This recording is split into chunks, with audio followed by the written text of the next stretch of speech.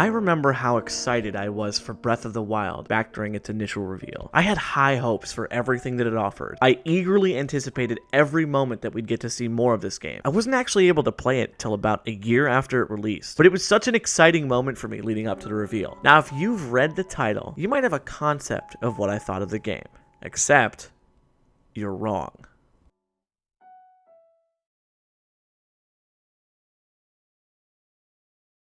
Open your eyes.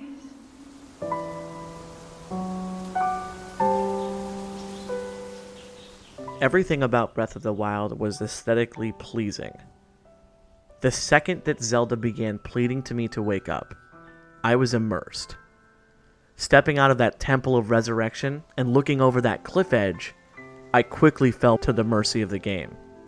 I was off on the king's quest before long, hunting down Impa to learn how I can save the kingdom from the malice that had taken its toll on it. As I arrived to Impa, and she pleaded that I destroy the divine beasts, I set off on the adventure to defeat these creatures that brought turmoil and trouble to this once enchanted land. The first beast I chose to conquer was Vah Ruta. She fought back, but ultimately failed to keep me from carrying forward and banishing the malice. Not long after, she was once again serving the people she'd fought so hard against. I steadied my resolve, and quickly began heading to the Gerudo Desert, so that I could restore Vah Naboris, this sand cloud creating monstrosity. I quickly snuck my way into that kingdom once more, and I brought an end to the evil spirit within its mechanisms. I had to pause and stop myself, because it felt like I'd only just began the game, and a massive problem became clear. I was nearly halfway through the game. Now here's the thing. I went into this game even knowing that the game was absurdly open-ended in comparison to previous entries in the Zelda franchise, but I went into Zelda Autopilot almost immediately. Go there, do temple, move on, go there, do temple, move on. That's not what I should have been doing, because this Zelda game doesn't want you to do that. It's not going to tell you not to, but it spends so much time leaving curiosities in the corner of your vision that you have almost no choice but to take a step back and explore the world as it is intended. Suddenly, I did just that. I thought to myself that I wanted to see every inch of this world. I don't know if it's even really possible to do that though, because it's just filled to the brim with interesting curiosities and such. It writes the book on exploration, because it truly does not hold your hand at all. Before long, I was climbing every tower to get a good view of the world around me and fill up my world map. But that wasn't enough. As I climbed a tower, I noticed a sound coming from above. A song? What is that? I was greeted by a Rudo friend who played a jaunty tune that he didn't even understand the origins of. I was enamored. The world had this sort of barren and apocalyptic feeling at moments, but at others it felt like a world teeming with life and stories at every turn. I wanted to see it all.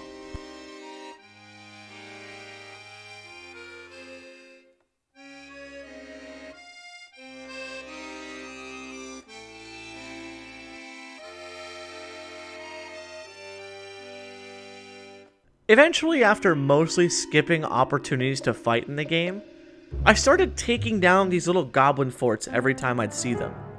As I'd take them down, I noticed that they'd only get more interesting and intricate the more I found them.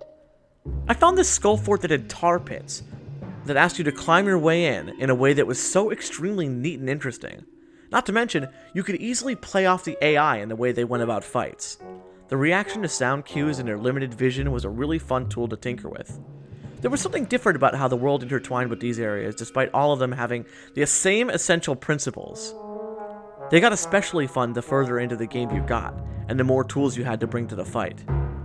I'd consistently jump into these moments over and over. You know what's lame? Having to find hearts in the environment to gain health. Breath of the Wild said, "No thank you, we'll take that, sir." Then transformed the healing mechanic into this fully blown cooking mechanic. You could cook things up! Chef Link himself. Imagine it! I was enamored by this concept. I cheesed the absolute crap out of it in-game by game saving and trial and erroring my way to success until I found some really cool recipes that would be extremely helpful to me. The truly most interesting part about this mechanic ties into the entire game's design. It just doesn't tell you explicitly what works. It'll tell you what elements work codependently, but you have to explore through trial and error, or you have to explore the world and find these recipes and such. What a brilliant design, and if I ever get started cooking in the game, I find it very difficult to not get completely distracted by the idea of finding some sick recipes that I can use in battle. There's so many little things for you to discover. Like the fact that you can find Lon Lon Ranch, where you can see the Temple of Time in its Ocarina of Time form. Hey, what's that darn chest at the bottom of the lake? How the heck can I get that? Wait. Magnetism. Oh. Not only does the game place environmental puzzles and world-building elements, it makes sure you feel a sense of reward for finding every little interesting feature.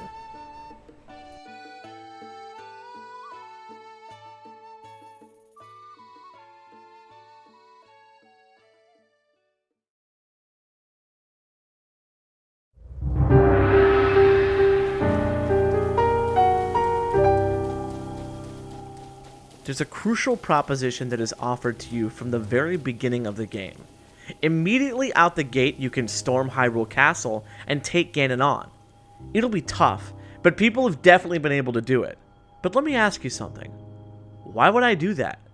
Why would I want this story to come to an end? Never before has an experience been so driven through my own agency in my life of playing video games. It may not offer full RPG level character customization, but there's truly so much there that I don't know if there's ever truly going to be a way to play this game from every angle.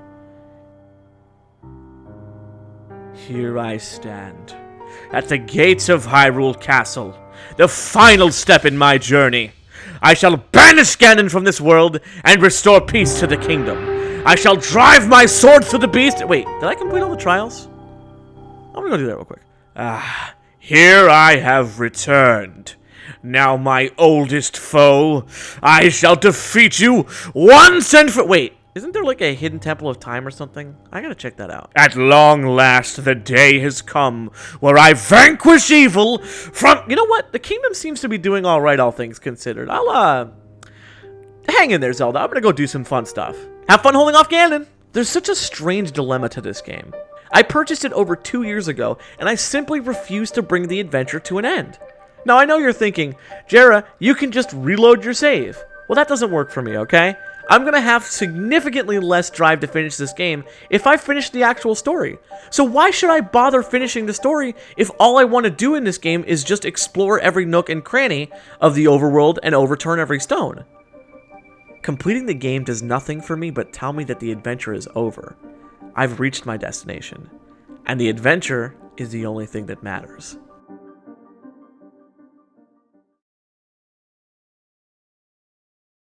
Hey there, guys and gals. Weird video, right? Where's Halo at, you might be asking.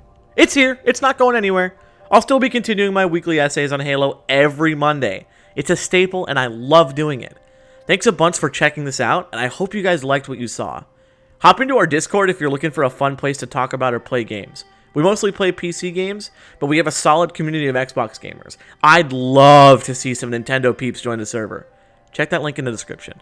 Hey guys, I want to let you know that if you enjoy the content you've just seen and want to see more, know that if this does well, I'll definitely be doing more like this.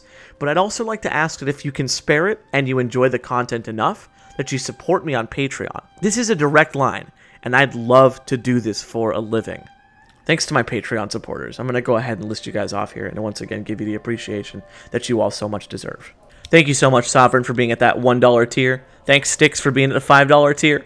Thanks, Tease, at the $10 tier. Thank you, Ryan McCann, at the $10 tier.